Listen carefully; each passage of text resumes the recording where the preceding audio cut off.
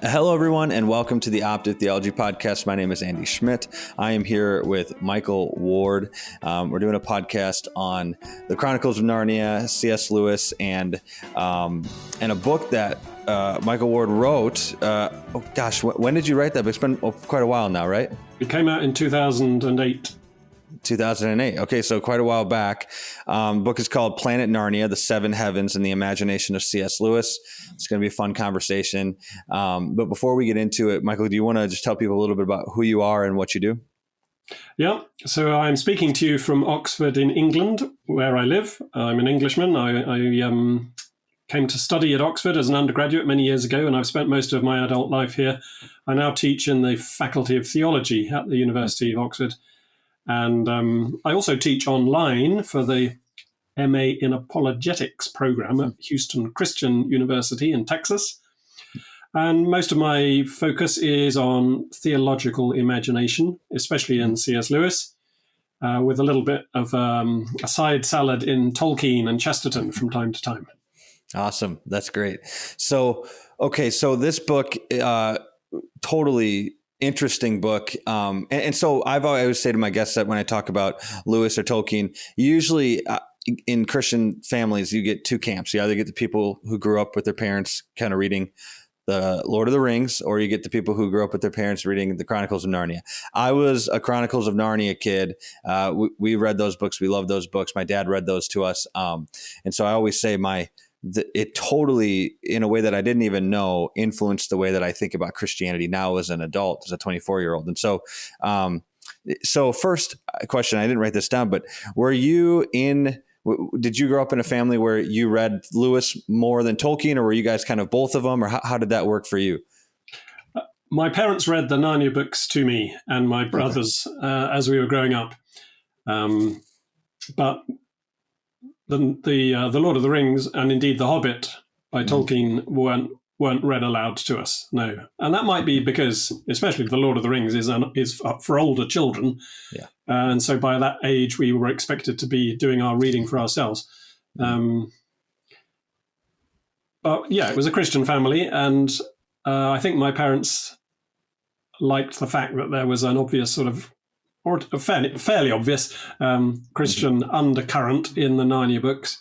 And so one of my earliest memories is of diving into my parents' bed on a Sunday morning, and my mum would read us a chapter of the latest Narnia Chronicle, and then we'd get up, have breakfast, go to church. And that was before I was old enough to read Narnia for myself. And as soon as I was old enough, I reread them and then got into Lewis's other fiction and Christian apologetics, and have never stopped, basically. Yeah. Would you say that the Narnia series influenced your theology as you grew up, since your parents read them to you as a kid? Absolutely. Yes. Yeah. In all sorts of ways. Partly they influenced me in the direction of loving literature and story, because they are just such engaging pieces of literature. Partly they, I think, it gave me the sense that the Christian life, or the spiritual realm, was subtle and not always obvious. The children in the stories, they sometimes have to look beyond appearances, and they have to show character. The moral choices they face, the decisions they have to make aren't always easy, let alone obvious. And so those sorts of presentations of the moral life, the spiritual life, definitely impacted me a lot. Yes. Yeah, it was interesting. I'm rereading the series again, and read The Horse and His Boy. And, when you read it as a kid, you get some of the main themes. And then when you read it, when you get older, you're like, wow, I missed all of these other details that were super important. And one of the details that I totally missed in The Horse and His Boy was towards the end when Shasta's walking with Aslan, and Aslan says, "Tell me your sorrows, boy." And Shasta opens up to him. And then Aslan kind of says, it goes through Shasta's life. And I was with you. I was the one who pushed your boat to shore, and I was with you at this point and at this point and at this point. And I just started crying because I was like, holy cow, I did not even see this dynamic working itself out, and kind of the providence of God being there in Shasta's life. And so those are, kind of to your point, some of those spiritual, Shasta didn't know that was happening at the time, obviously, but then later on he realizes, oh my goodness, of course there was something guiding me this whole way. And so, yeah, that's a really good point. I love that. So let's get into your book. Let's start to talk about your book. To begin with, what compelled you to write this book? So tell me about the story that kind of drew you into writing this book. Well, I was doing my PhD on C.S. Lewis. I did a doctorate through the University of St. Andrews in Scotland, and I was studying Lewis's theological imagination. And I'd spent about 18 months of my research looking at Lewis's interest in wordless prayer, which is a theme he goes into in some detail in his book on prayer, Letters to Malcolm. And I was intrigued by Lewis's desire to pray without words. And because Lewis was such an articulate man, why would he not want to use words? And what does wordless prayer even mean? And associatedly, I was looking at implicit communication, how Lewis says things without saying them, how he suggests, how he indirectly gets at whatever it is he's trying to say. So I was turning all these sorts of subjects over in my mind, and at the same time, I had for a long time in my Lewis awareness the fact that the Narnia books were a bit mysterious, that they look on the surface to be a bit of a hodgepodge. That's a criticism that's often been leveled against them, that Lewis was sort of drawing upon lots of different literary traditions and mythological sources. And that quite a few scholars and critics had tried to find some sort of governing pattern or, unifying scheme within the Narnia books that might tie them together a bit more satisfactorily. So one night, I'm lying in bed and I'm reading Lewis's long, complicated poem about the planets, about the seven heavens of the medieval cosmos, which Lewis, being a medieval scholar, knew all about. And I got to the lines in the poem that detail the various influences and attributes of the planet Jupiter, as Jupiter was understood in the Middle Ages. And I come to these words that really just leapt off the page at me, that Jupiter brings about winter past and guilt forgiven.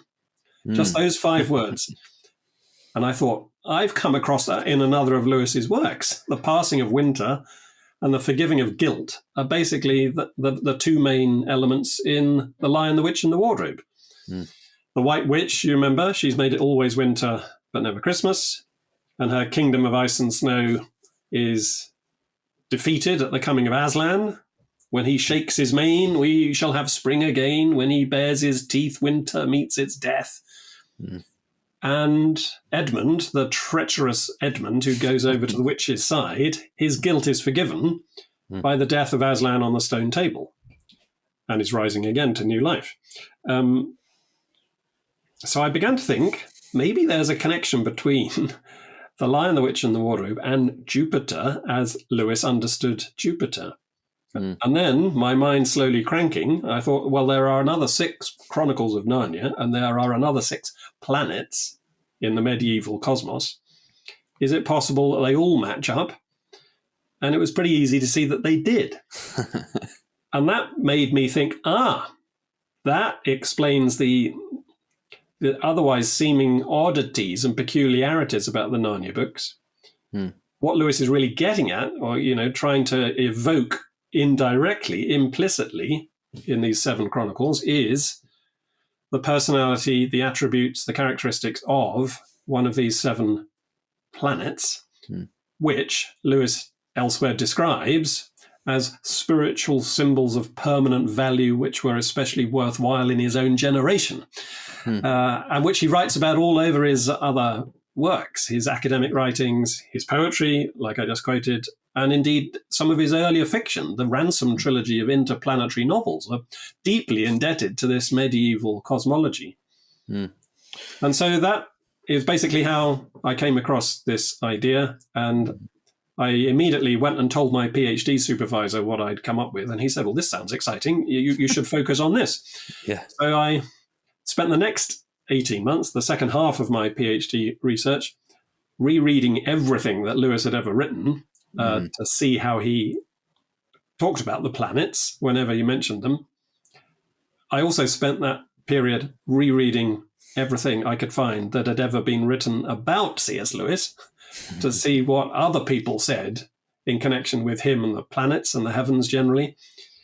And then I wrote up my thesis, and it was eventually published by Oxford University Press as that book, Planet Narnia.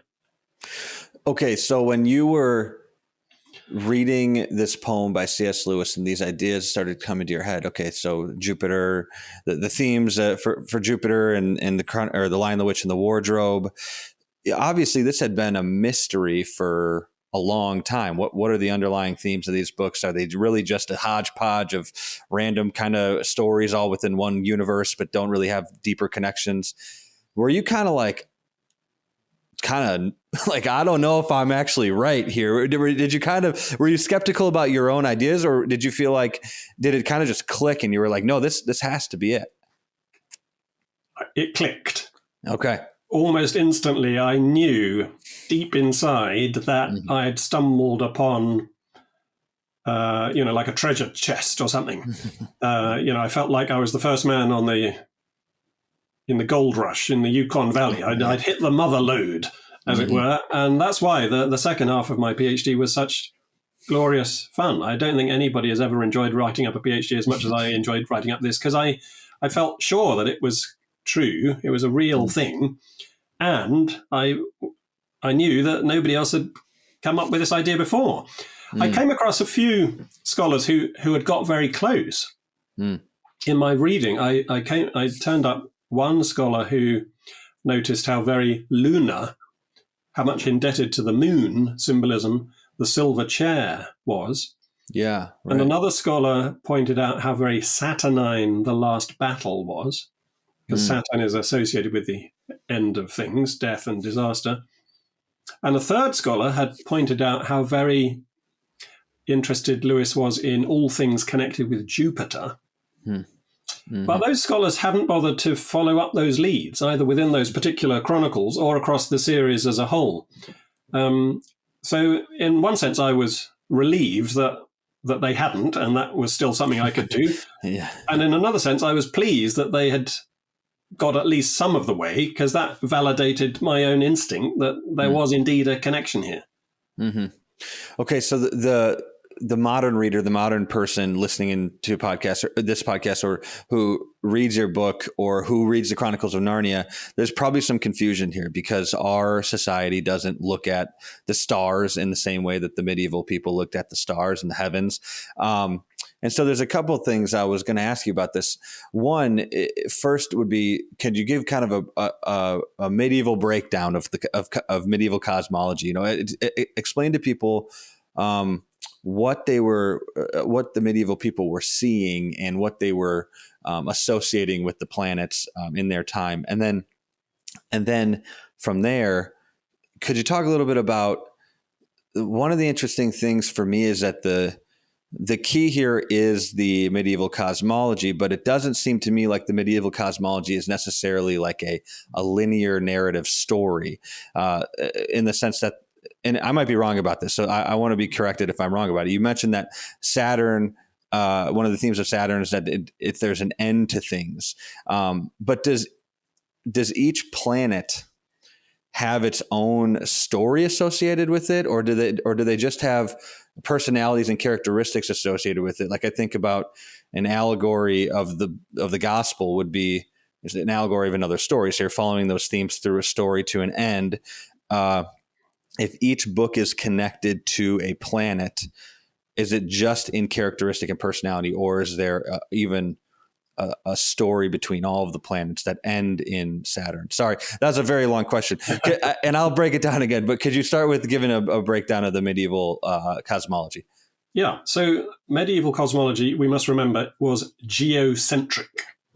It was still under the belief that the Earth was static and central, and that the sun went around the Earth. The Earth did not go around the sun. That, that's what Copernicus changed in the middle of the 16th century with his heliocentric model of the cosmos.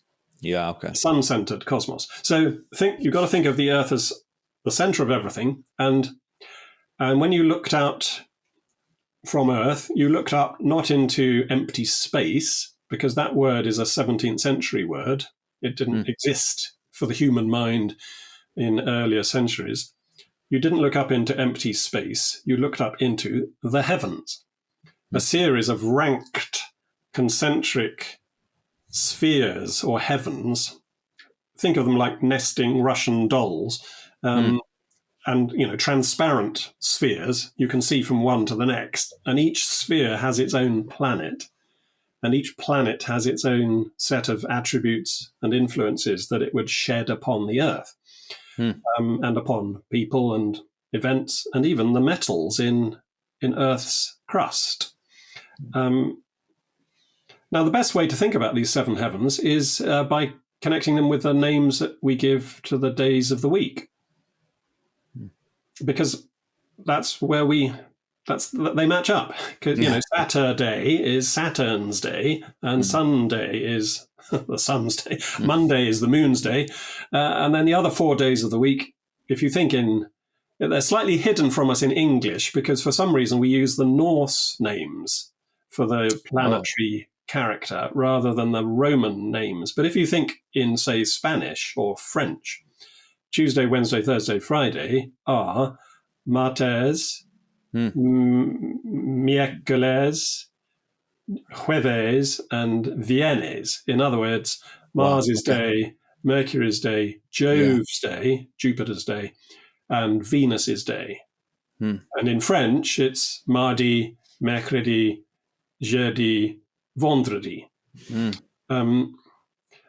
So this is before the invention of the telescope. The telescope was invented in the 17th century, and these are the objects that could be seen with the naked eye, and they were called planets as opposed to stars, because a planet is literally a wandering star. That's what the word planet means, wanderer. So these seven celestial objects took their own unique paths across the heavens, whereas all the other celestial objects were stars fixed in their constellations. So when the telescope was invented, other planets began to be discovered, like Uranus and Neptune and Pluto. But that's much later. So we've got to remember that the sun and the moon were still regarded as planets in this cosmology. And they had all these characteristics. So to answer the second part of your question, they weren't connected really with stories as such. Each of these planets, they were just held to have certain influences. And think of it in terms of our language. Still today, we talk about people who are going mad as lunatics. They are under the influence of Luna, the moon. Because the moon is a very changeable planet. The moon waxes and wanes. The moon moves about the sky very quickly, and it gets bigger and smaller, and it turns blue and red, and it's very, very changeable. Sometimes it disappears altogether. So that changeable, mutable aspect of the moon was, by a fairly natural process of human imagination, connected with people whose own mental stability was very questionable, was very inconstant. And then think of the word venerate. To venerate is lovingly to respect someone. Now, Venus was held to be a planet associated with love and beauty and sexuality and fertility, partly, I think, because Venus is so very, very beautiful in the night sky. It's called the morning star, isn't it? And I remember once when I was a student, I got up really early to go rowing on the river, and the sun had come up, but it still wasn't properly daylight, and Venus was still glittering above the horizon like a massive, great diamond in the sky. It was so stunningly beautiful. For the first time in my life, I began to see why Venus had acquired these connections with beauty and love and so on and so forth. So anyway, when you venerate, when you lovingly respect someone or something, it's because Venus is inspiring your veneration. And so again, we see the trace in our language. And indeed, I mean, just think of martial arts. Right. Mars is the god of war and combat. So it's not just in the names of the days of the week that we're still referring back to this old cosmological scheme. It's in lots of our very common vocabulary. So one of the things I thought of right when you said that there were the different layers of heaven, or the heavens, and I have no idea. This just came into my head, so you could tell me if there's nothing to this. But when Paul writes I can't remember where he writes this, but he talks about how he had a friend or he knew somebody who went into the third heavens, and people have kind of speculated, what are the third heavens? Would you draw any connection there, or is there not really a connection? Is that just something that Paul is saying that we don't fully understand yet? Yes, he does say that, doesn't he? I think it's in the second letter to the Corinthians. Okay, yeah. At any rate, yeah, you're quite right. He says, I knew a man in Christ who many years ago was taken up into the third heaven. And most biblical scholars think that he's talking about himself. And yes, Jewish cosmology, both before and after the time of Christ, had its own series of ranked heavens. And I'm certainly no expert in Jewish cosmology of that period, but I'm given to understand that at certain periods and in certain sources, they talked about three heavens. And so the third heaven was the highest heaven, the almost, like the throne of God himself. And in other sources at other periods, maybe they had seven heavens, as was more common across, Western Europe as a whole. Interesting. Yeah, that's interesting.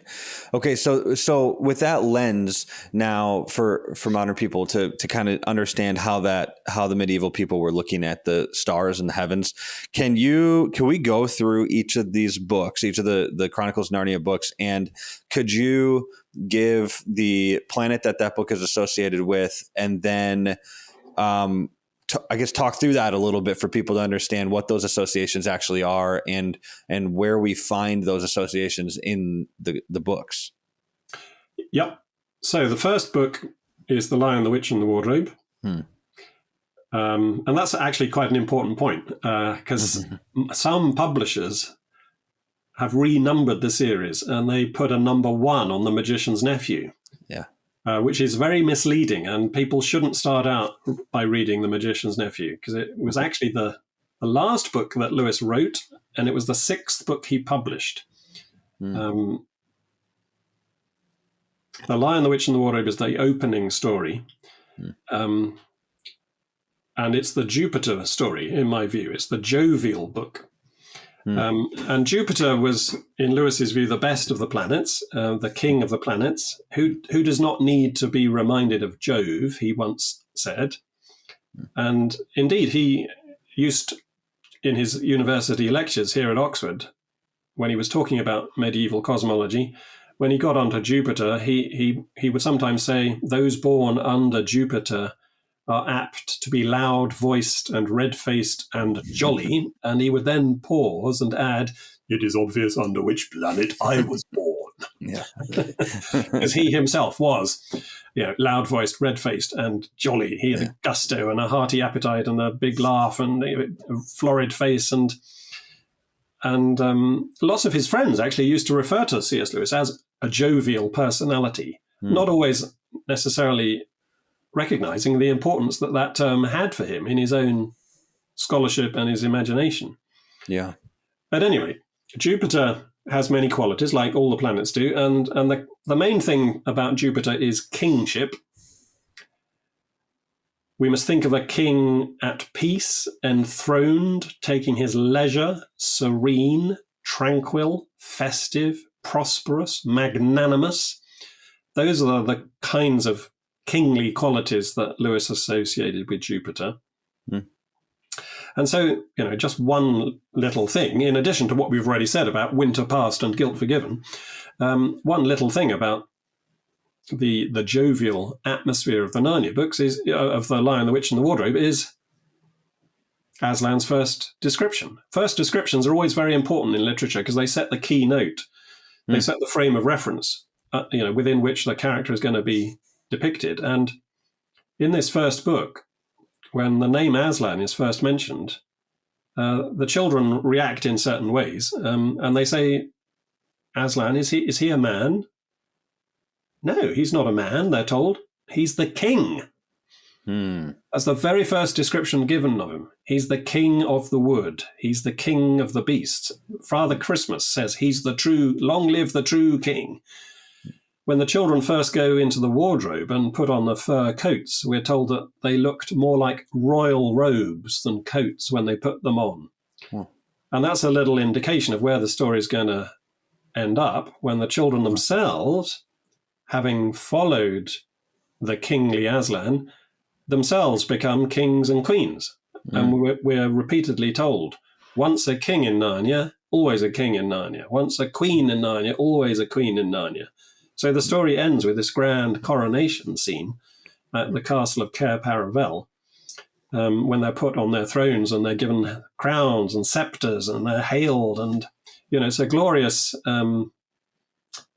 climactic scene of coronation. One of the interesting things that totally clicked for me while I was listening to your book, and then I was listening to podcasts that you had done in the past, was because I had heard the critiques. What in the world is Santa doing in Narnia? He just comes out of nowhere, and then he gives him some presents, and then he leaves, and you're like, okay, see you later. You never see Santa again. And that was always a weird thing, even when I, watched the movie as a kid when it came out, or even reading the books, like, why is Santa here? And that first quote that you mentioned from the Planet, Lewis's Planet poem, basically, could you say that quote again? About Jupiter bringing to pass the winter past and guilt forgiven. Yeah, and then you've mentioned in different podcasts and that Santa represents that jovial character. So as Santa comes and gives them these presents, or Father Christmas, and then leaves, it's like a passing of the winter is moving forward and it's passing forth and it's going to be gone. It's going to leave now, and so this is a sign of that. And you're like, that totally makes sense once you understand the context there. But yeah, that was really helpful. That totally clicked for me, and that was very helpful. So well, it's important to remember that the White Witch has made it always winter and never Christmas. Mr. Tumnus, the faun, right at the start of the story, laments the lost days of jollification in the olden days before the witch's winter set in. People were happy and they were festive, and they gave themselves up to jollification for weeks on end, and all that is now in the past. But then at the coming of Aslan, the winter begins to thaw and turn to spring and summer.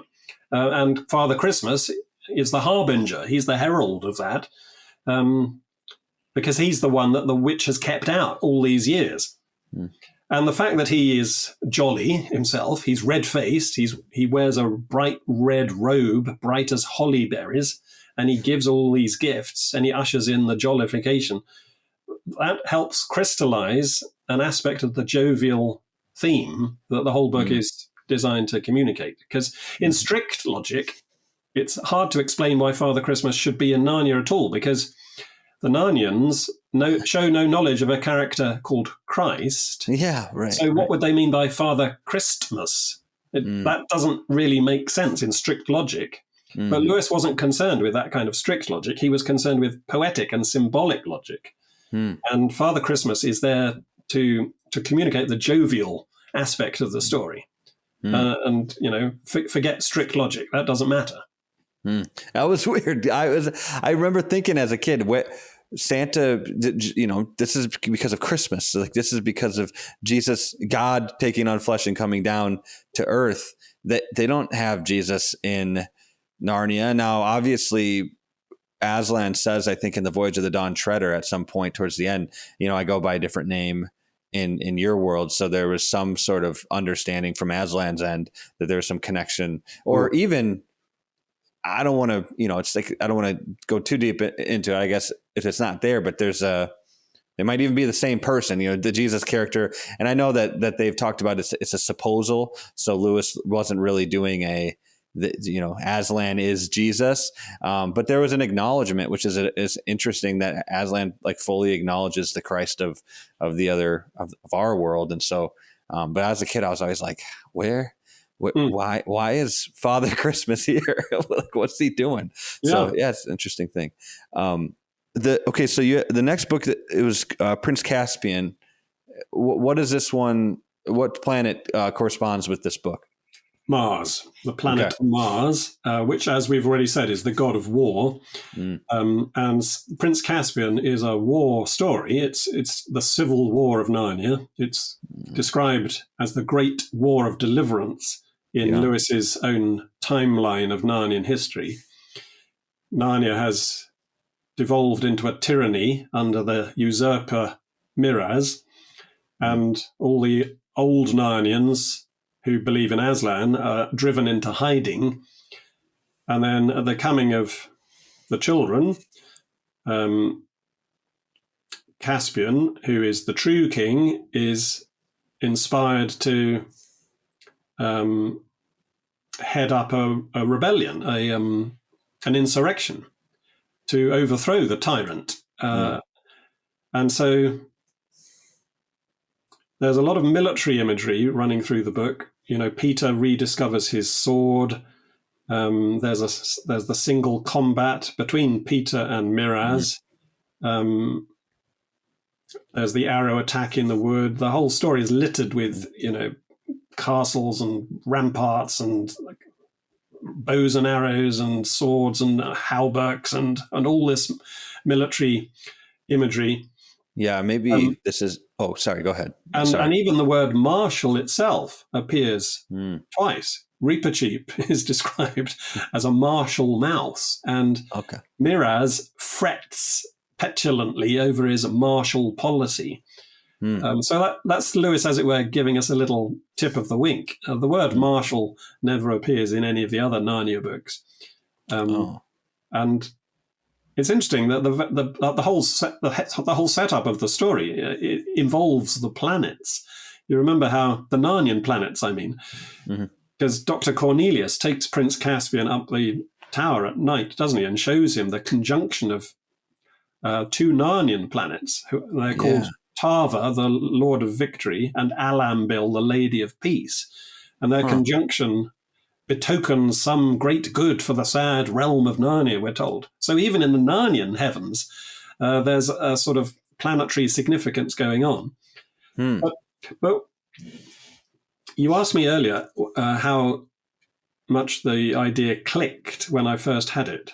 And it did click very satisfyingly and reassuringly right from the start. But if I had any difficulty with any of the books, it was with Prince Caspian, because I was aware that in addition to all this military imagery, there was a whole host of woodland imagery. Yeah. Trees and forests are everywhere in this story. And you remember how Lucy tries to wake the trees, and they don't wake up until Aslan is present. And then later on, the trees come to the battle. The Telmarines are frightened of the forests, and I was thinking to myself, what's all this tree imagery got to do with Mars? My own classical education is not very strong, but it didn't take much digging to discover that in Roman mythology, Mars was not always and only connected with war. Mars was originally a vegetation deity. He was associated with trees and forests, and he was called Mars Silvanus, Sylvan, pertaining to trees. So that's why you have this strong strain of tree imagery. And also, I've already mentioned how Lewis tips the wink with the word martial. He also tips us the wink by talking about the trees as, in one place, sylvans. Only in Prince Caspian are the tree spirits ever called sylvans. And again, let the reader understand. If you recognize the martial imagery, the whole book just sort of springs into beautiful focus, and all these puzzling little details begin to make sense.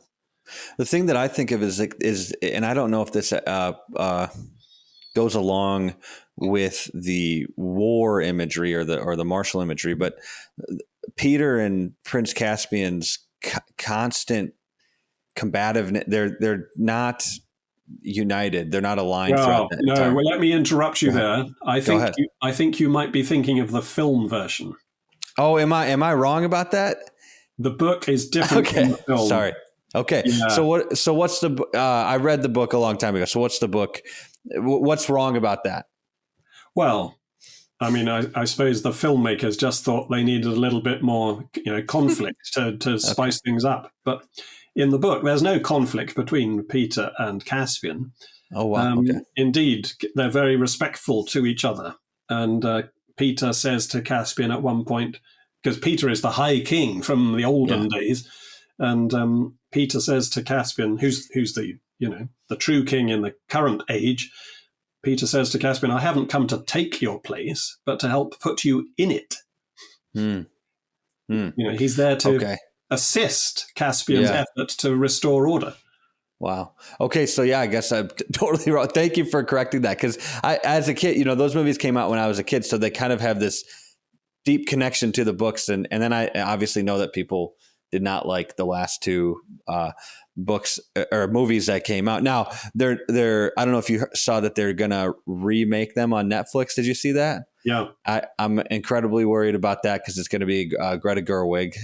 So we'll see how that goes. But has anybody reached out to you like for any of the movies or anything like that, or no, to help with research? I did. When the first set of movies came out, I did have a meeting with someone from Walden Media who said, "Oh, we ought to get you in as a consultant, Michael," but nothing ever happened. Dang.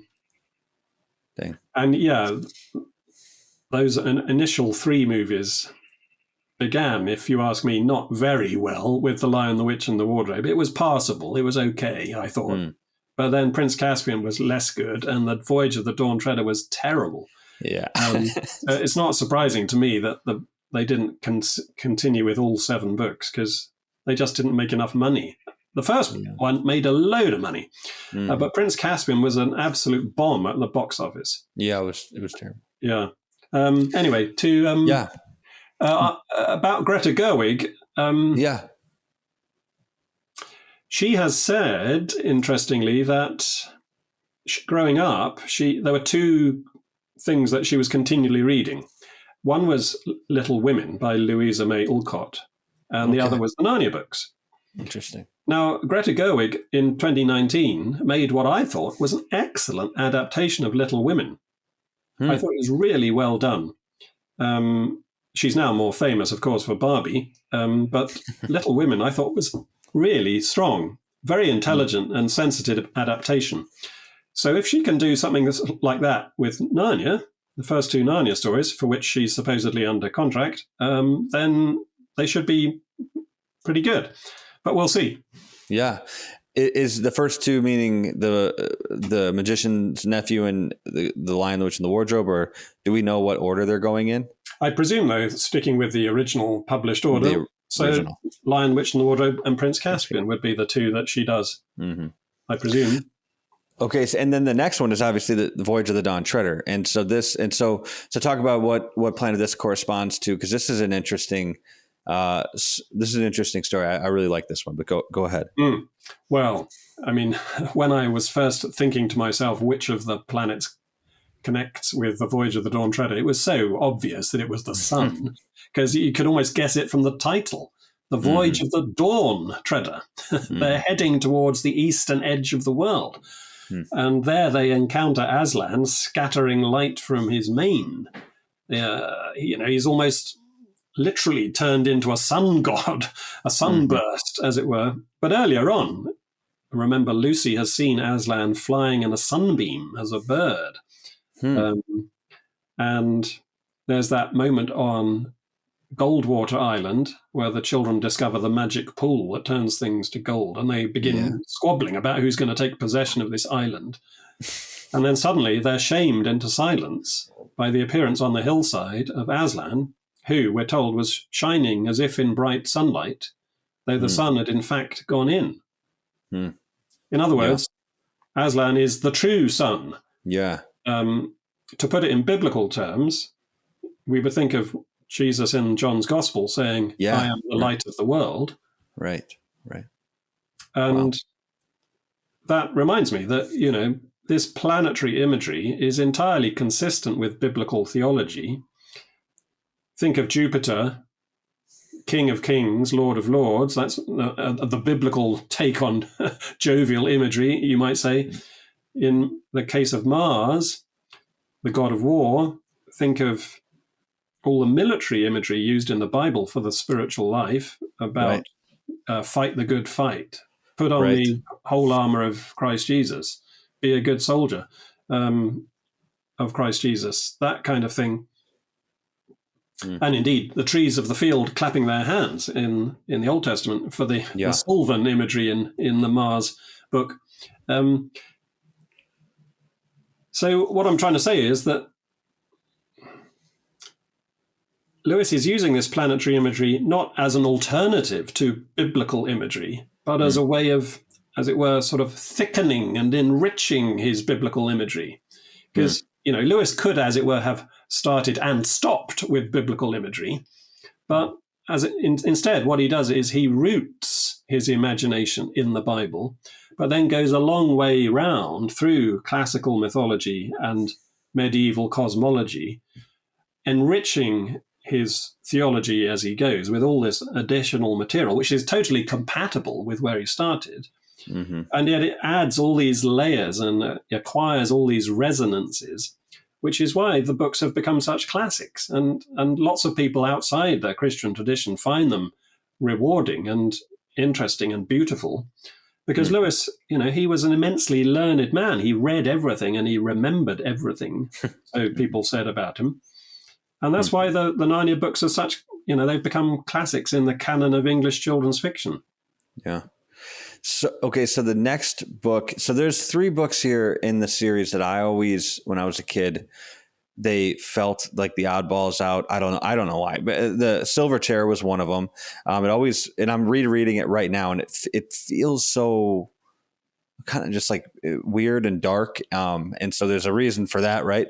And then, the other one was so it was a Silver Chair. The Horse and His Boy always, if to a lot of people, feels a little off because you're not starting outside of Narnia. You're starting in Narnia with Shasta and you're taking a journey. And then the one that honestly I just was mostly off-putting to me was The Last Battle. It was very weird and dark in certain ways, but also like as a kid, when I found out that Susan wasn't coming back to Narnia, I was devastated. I was like, I thought everybody was going to come back to, it's going to be this, like, we all live happily ever after type of deal. And that just wasn't the case, which really, I think, taught me a lot about kind of worldliness, materialism as a kid, I guess the powers of the world, and the fact that Susan, she was in Narnia. She knew Aslan. She talked to Aslan. It reminds me of that, the Hebrews 6, they tasted of they were enlightened. They tasted of the gifts of the Spirit and the Word of God. And then they rejected the faith. But the Silver Chair, sorry, I'll go back to the Silver Chair. Talk about Silver Chair and its planetary connection and why maybe it feels dark and kind of gloomy at certain times. Yeah. So the Silver Chair is the moon book, the lunar story. And in medieval cosmology, the moon marked the boundary between the lower realm of mutability, uncertainty, doubt, change, contingency, and the upper realm, the higher heavens, the translunary realm of fixity and certitude and perfection. So the moon is really the boundary, the borderline between these two realms. And that helps explain the structure of the silver chair, because remember, the story starts in Aslan's country, where there's not a breath of wind. And then Jill and Eustace fall down, or are blown down, in Jill's case, down to Narnia. And they're told before they leave Aslan's country that the air will thicken. And take care that it does not confuse your mind, is what Aslan says to Jill. But of course, it does confuse her mind. Yeah. And she continually forgets the signs, the four signs. And eventually they go down even further into the underworld kingdom. And even there they see down further into Bism, the land of the gnomes. So it's one long descent into darkness and airlessness and suffocation and perplexity and confusion, until eventually their minds are almost turned by the witch in the subterranean kingdom. And indeed, the person they're hunting, the quest they're on to search for the lost Prince Rilian, he indeed is described as a lunatic. And he's trapped in this silver chair. Silver was the moon's metal, of course. And it's there that they have to liberate him and undo all this lunacy and come back out from the underworld to Narnia, and from Narnia to Aslan's country. So the whole book is shaped like a big letter V. It begins in Aslan's country and it ends in Aslan's country. Setting aside the English scenes for a moment. And that's because Lewis, as it were, is wanting to show both the upper side of the moon and the lower side. So can you break that down even a little bit more? I'm trying to think. So I'm reading this morning, I was reading it, and I'm reading that full book right now. And I just got to the point where they go far enough down to where they see a shore, and then there's a boat on the shore, and there's water. And I think somewhere on the shore, maybe they see this huge giant who's sleeping. Also, they passed a bunch of different creatures who were also sleeping, and their guide keeps telling them, and it's kind of like the code of the gnomes, is that they keep saying the same thing over and over again about many fall down to the underworld and few return to the sunlit lands. Yeah. And Marshwiggle is kind of just getting annoyed with that. But also they said about the, so one, could you explain kind of that concept, but also that this huge giant, I can't remember his name, was going to wake up at the end of time, and all of at the last times. And then all of these creatures were going to wake up kind of at the end of time, and they're just like walking past them, and I don't fully understand that. Yeah. Well, that repeated refrain from the warden of the Underland Kingdom, many fall down and few return, that's just itself a little reflection of the V-shape narrative that that structures the whole book.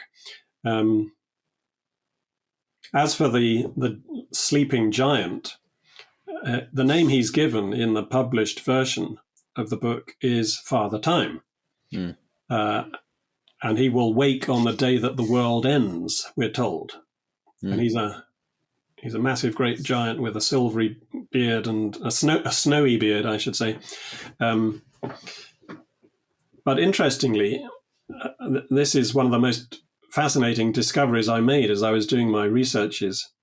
There's a typescript of the Silver Chair, a rough draft. None of the manuscripts, none of the handwritten versions of the Narnia books have survived, and only one typescript.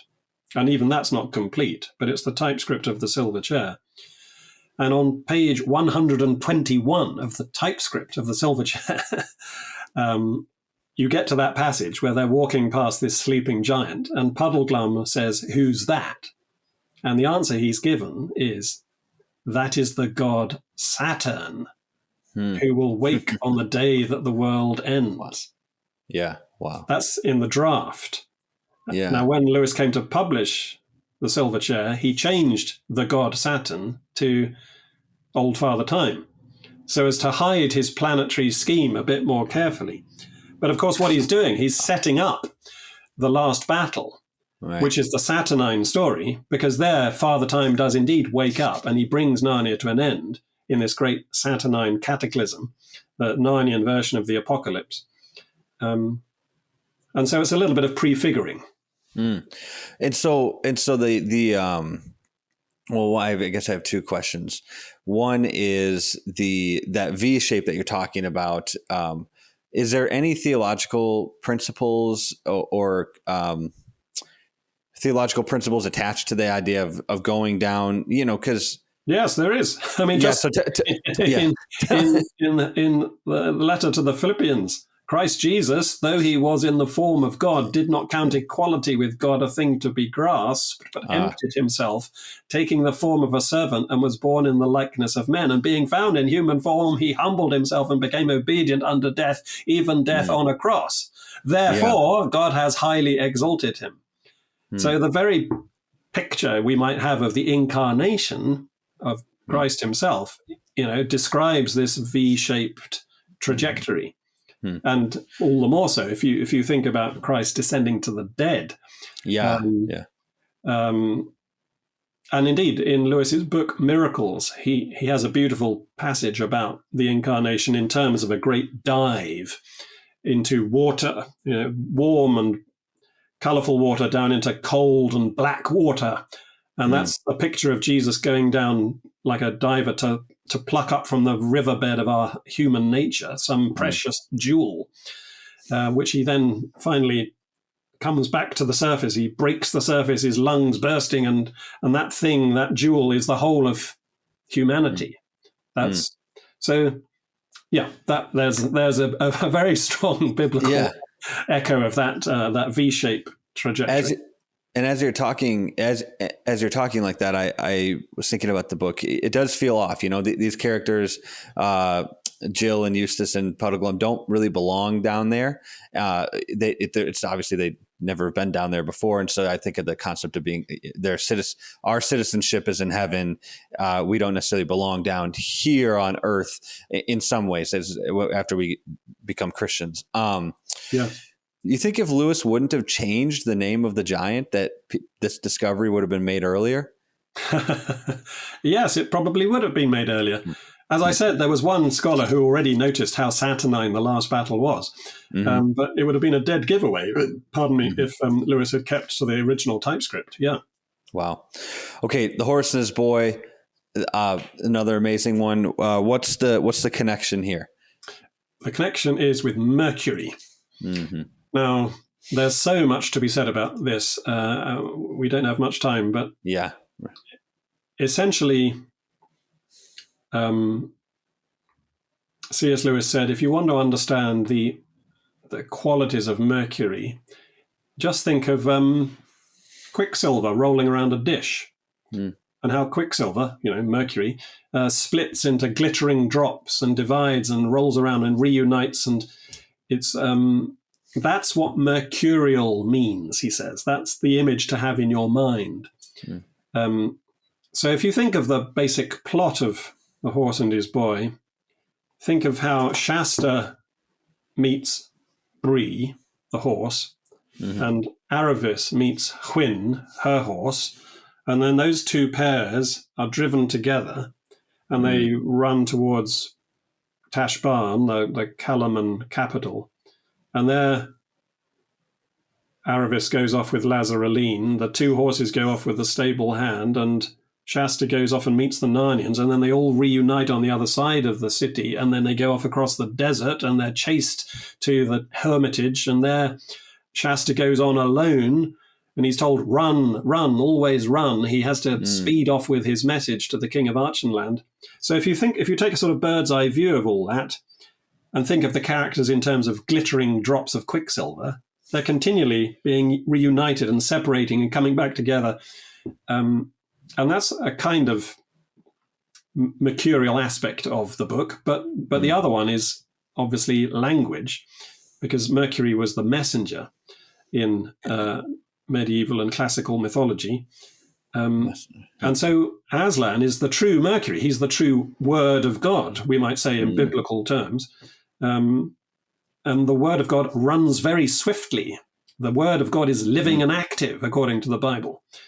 So when Shasta finally meets Aslan in the mountain pass, what is it? The very first thing Aslan says, Shasta doesn't know who Aslan is, this big figure in the darkness. Who are you?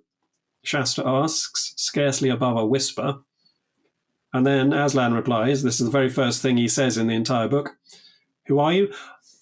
One who has waited long for you to speak. Because the whole idea of Mercury is that Mercury inspires speech. He is the lord of language, to quote Lewis's Planets poem. And that's such an important theme in The Horse and His Boy. Yeah. Language, speech, poetry. It's a really, truly genius work of imagination, The Horse and His Boy, once you see it through these mercurial lenses. My wife's reading that right now. And the other day she was reading it and she was like, and tell me if there's any legitimacy to this. There probably is. I just haven't heard it anywhere else. And that's because I haven't read probably enough. But she's like, I think Shasta is a Moses character, that he's brought on the boat and then into slavery. He's brought out of slavery across the desert. And then he walks up the mountain with Aslan. And at some point, Bree, I think Bree even mentions that he wishes he could go back to the slavery that he was in, or he kind of complains in the same way that the Israelites were complaining to Moses.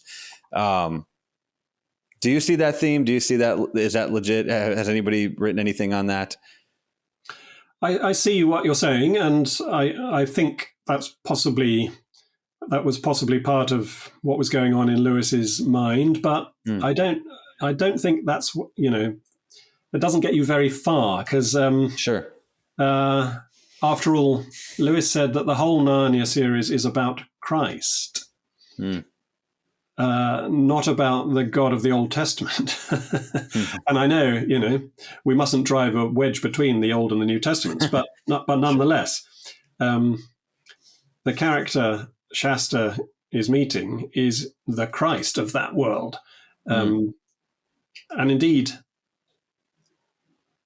one of the interesting things about The Horse and His Boy is that it gives us the most explicitly Trinitarian moment in the entire series. Because, again, in that scene in the mountain pass, Shasta says, who are you? And Aslan replies, myself, myself, myself, 3 times in 3 different tones of voice. And people might think, oh, well, that's a sudden sort of splurge of Trinitarian doctrine just dropped into the story. What's that got to do with anything? Why put that in this book but in none of the other books? Well, it's explained by the mercurial imagery, because to the Greeks, the ancient Greeks, Mercury was known as Hermes, and in one of Hermes' most famous manifestations, he was known as Hermes Trismegistus, which means the thrice great Hermes. And in the Christian Middle Ages, Hermes Trismegistus was looked back at as a kind of pagan prefiguration of the doctrine of the Holy Trinity. And of course, it's Christ who opens up the Trinity to us. It's Aslan who opens up the threefold myself to Shasta. So I think it's much more helpful to start trying to explain The Horse and His Boy by reference to the Mercury imagery, rather than by biblical connections that might not be relevant. Yeah, totally. That makes sense. Is it okay if we get through these last 2? I know we're running out of time. Yeah, go ahead. The Magician's Nephew is like, I don't know if it's my favorite. It's one of my favorites. I love the wood between the world and how everything comes to be. What's the connection here? And tell us a little bit about that. It's the Venus book. Venus, as we've already discussed, is associated with creativity and fertility. And so this is the story where Narnia is brought to birth.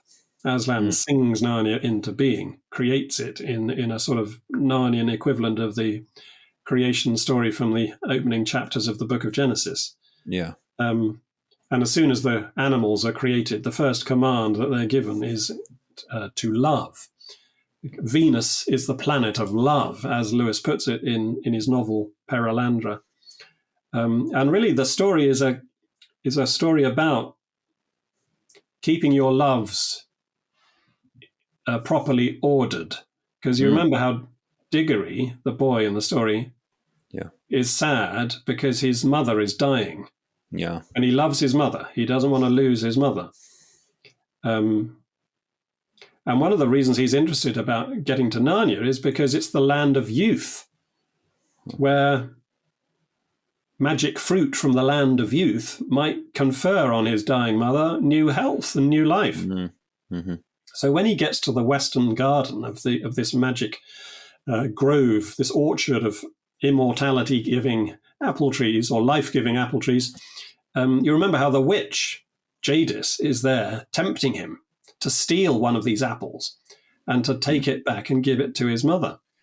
But that's not why Diggory has been sent to the garden. He's been sent to the garden to pluck an apple and bring it back to Aslan so that a tree of protection can be planted to guard Narnia against Jadis, who Diggory has brought there on the day of its very creation.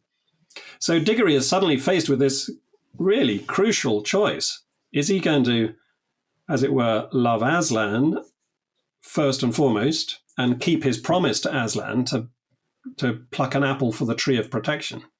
Or is he going to prioritize his love for his mother and steal an apple for her, as the witch wants him to do? And so it's a really, really brilliant way of dramatizing the biblical command, seek ye first the kingdom of God and his righteousness, and all these other things shall be added unto you. Mm-hmm. In other words, you've got to love God with all your heart, soul, mind, and strength. That's the first commandment. And then the second commandment is like unto it, love thy neighbor as thyself. But there's definitely an order. God first, neighbor second. And if you put second things first, as Lewis often liked to say, you lose both the first and second things. Yeah. So wow. Diggory makes the right choice. It's a painful choice, and it's a very moving and poignant way of depicting that, correcting that ordering of one's loves so that they do reflect spiritual reality. And it's worth remembering, I think, that C.S. Lewis, as a boy, lost his own mother when he was not quite 10 years old. Yeah. So his own personal tragedy of losing his mother is sort of reflected in Diggory's story. And that's one of the reasons I think why The Magician's Nephew has such a powerful emotional charge. It's really digging down into some really painful episode in Lewis's own upbringing. There's a great scene in that book where, and I think it goes along with what you're saying, the love theme here, and it shows, I think, the depth of Christ's love for us people. When Diggory is telling Aslan about his mom's sick, she's going to die, and he's just crying, and he's not even looking at Aslan, and then he ends up looking up, and he realizes that Aslan's tears are bigger than his own, and like Aslan cared more even than Diggory cared about his own mother. That's totally, because that was the first book when I started rereading the series. That was the first one I went back to, and that part I just totally kind of rocked me. I was like, wow, that I never even, in some really probably messed up way, I never thought about Jesus that way, that he actually cared even more about and loved me and my family, different people around me, more than I even did. And that's an amazing scene. That all makes sense. Okay, we'll move into the last book, The Last Battle. So tell us about this one. This one's a interesting one, and there's a lot of interesting things. It's kind of a creepy one. I don't know. When I was a kid, I felt this one was kind of creepy. But yeah, go ahead and tell us about this one. Yeah, so it is the Saturn book, and Saturn is best thought of in connection with Father Time. Think of Father Time with his scythe and his hourglass. Think of the Grim Reaper cutting people down. Saturn is, in a sense, death. disaster, treachery, pestilence, all these negative qualities, except one. There's one, as it were, positive quality about Saturn, and that is that if you receive the Saturnine influence properly, you will be made into a true contemplative. In other words, you'll be able to see into the heart of reality, undeflected by superficial appearances to the contrary. In other words, Saturn touches upon, some of the deepest mysteries of the faith. That, when Jesus says, "Blessed are those who mourn, for they shall be satisfied. Blessed are those who are persecuted for righteousness' sake, for theirs is the kingdom of heaven." Who wants to be persecuted? Who wants to mourn? Who wants to die? None of us. Yeah. Jesus himself wept tears in the Garden of Gethsemane and asked for the cup of suffering to be taken from him. But like a true child of Saturn, we might say, in the planetary sense, or like a true contemplative in the theological sense, Jesus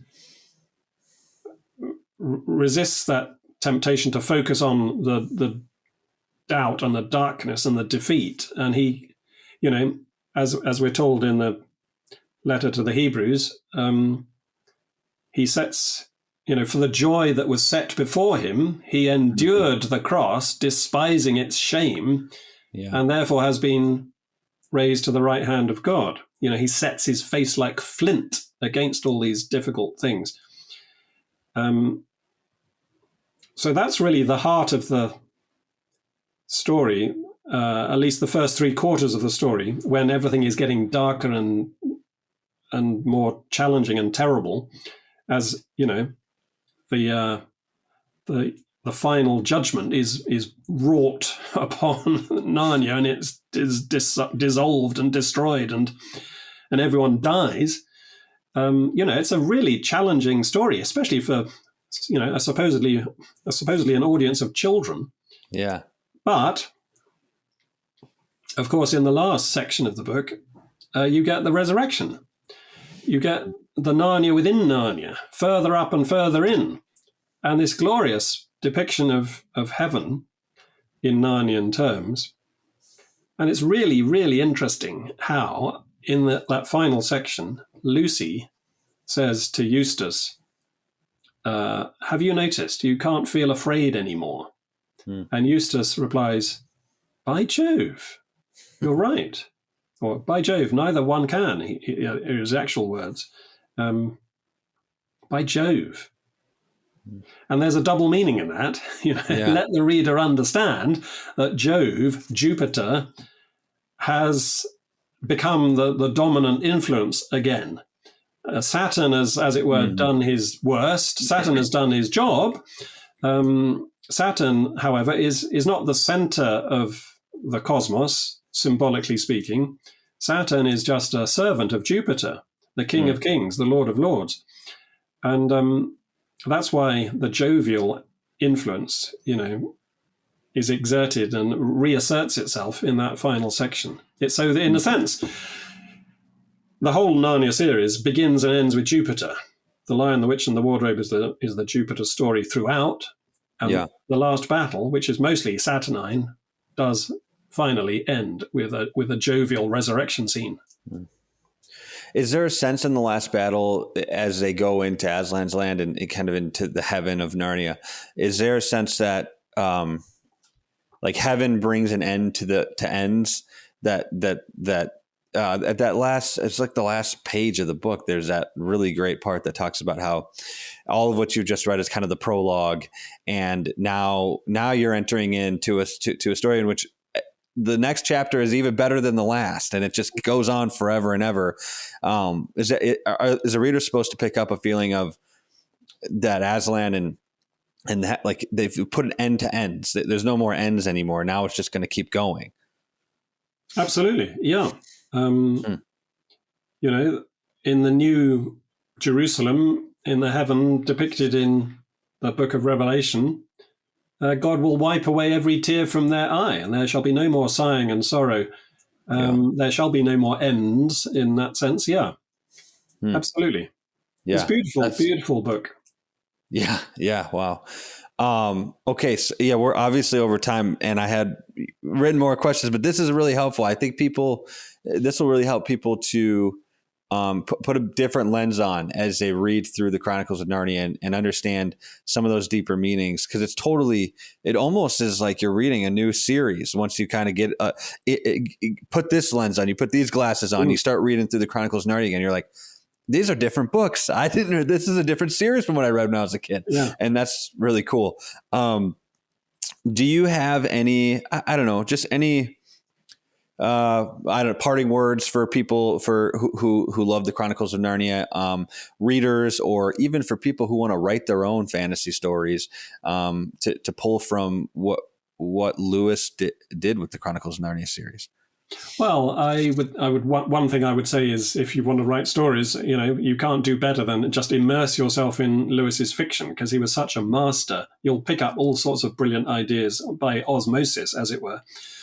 But also his emphasis upon atmosphere, how a story is not just a clever plot, but must have a pervasive tone or flavor or quality. That was a really important aspect of storytelling from Lewis's point of view. And I think storytellers, filmmakers, stage play writers, they can all learn from that. But I think what I'd like to end on is basically what you were just saying about putting on a different lens, and how the books become, in a sense, different books. But they're the same, but they're different. They're even better than they were. And I think myself, as I've worked on this over the years, I've often asked myself, why did Lewis do all this? What was the basic point to hide all this planetary imagery so deep? One person who knew C.S. Lewis, who I told about this, he said that it was entirely in accord with Lewis's personality, because Lewis had a great sense of fun. There was a playful aspect to his personality. And so I think that's part of it. It was just, a great literary joke, you might even say. Lewis was sort of hugging himself with laughter as he hid all these elements in the story. But I think the more serious, the more substantial and profound reason why he did it would have been in connection with his own path to faith. Because you remember how the problem of pain starts? It starts with Lewis saying, not many years ago when I was an atheist, if anybody had asked me why I was an atheist, I would have said, look at the universe we live in. It's mostly impossibly dark and full of empty space, and it's bleak and meaningless. But then he becomes a Christian, and he begins to think of the universe in an entirely different way. His favorite psalm, or at any rate the psalm he described as the greatest poem in the Psalter, was Psalm 19. The heavens are telling the glory of God. The firmament proclaims God's handiwork. So far from being just an empty space of meaningless bleakness, the heavens suddenly become 180 degrees opposite. And yet the universe hadn't changed. It was Lewis's perspective that had changed. So I think Lewis had a great interest in how the same phenomena could be perceived from diametrically opposite points of view, and not irrationally. There's plenty of reason for people to think that the universe is bleak and meaningless when they see innocent people suffering and inexplicable events occurring. And, it's sometimes very difficult to believe that God is working his purposes out as year succeeds to year, and that all things are working together for good for those who love God. It often doesn't seem like that when you are confronted with the problem of pain. But, of course, from the Christian point of view, and this is where we come back to Saturn, despite all appearances to the contrary, we believe that God is working his purposes out. And Jesus Christ himself, having gone down into the darkness for us, is the validation of that belief. That's why it's not irrational, because the resurrection shows that it's well warranted. It's grounded in history. This explosion of new life, the resurrection of Jesus Christ, is the warrant for this transformation of belief. So anyway, when Lewis writes Narnia, he gives it, I think, a sort of superficial appearance of hodgepodge, enough for some people to dismiss it as, not very carefully written, just, Lewis kicking back, having a bit of fun, and they're only for children anyway, so you shouldn't take the books too seriously. He allows people to have just enough reason for dismissing the series, and yet all the while he knows precisely the reason behind every tiny little detail. Why Reepicheep is the Marshall mouse, why there are Sylvans in Prince Caspian but in none of the other books. All sorts of tiny little details, as well as the big picture in each story, are there for a particular reason, that it's keyed to the prevailing planet and that spiritual symbol, which he's using as a way of depicting Christ. So, just from a sort of apologetic or evangelistic point of view, Lewis is, as it were, pulling a fast one on his readers. And he's saying, you laugh at my books, you laugh too soon. Think again. So that's it's a sort of enacted parable about coming to faith, which he himself had, that's a trajectory that he himself had described as he passed from atheism to Christianity. I love that. I love that idea that as an atheist, he looked up at the heavens and just saw a void and meaningless kind of nonsense. Who cares? And through, I guess, the revelation of Christ, he comes to find that the heavens were actually not meaning. There's so much meaning. It's so rich. And you see that all through the Chronicles of Narnia stories. These kids are, living relatively normal lives out in England or whatever. And, then they're just pulled into Narnia in all these random different ways. And they go from this relatively ordinary life to this life of adventure and meaning and purpose and richness. But you never know where it's going to take you, right? Because right now I'm with Paulie and Eustace in in the depths of Narnia, in the depths of that world. And so you never know where it's going to take you, but it's a far better, I guess it's a far better life to live. And I think that's part of why we're working on the stories that we are with the studio is I'm 24. My generation is kind of looking up. I think they're looking up at the heavens in the sense that we live in big cities where we look up at the heavens and we can't even see the stars. And so we live in that, and that's how we've grown up. And there's no call to adventure. There's nothing. And a lot of my friends and people that I grew up with and know are living this kind of void, kind of, I don't want to say useless or meaningless, but kind of, I guess meaningless life. And I think these stories like the Chronicles of Narnia and Lord of the Rings, and obviously the Bible is the true story, calls people into this adventure, and it's amazing. But I would love to talk to you for another 5 hours, but we can't right now. But I really appreciate you doing this, and for writing this book and for opening people's eyes to the depth of the Narnia stories. Thanks so much for that. My pleasure, Andy. Thank you for having me. Yeah. And for people listening, if you like this, make sure you like, subscribe, share this with your friends, give us a 5-star rating, and leave a review. And we'll see you guys in the next one. Goodbye.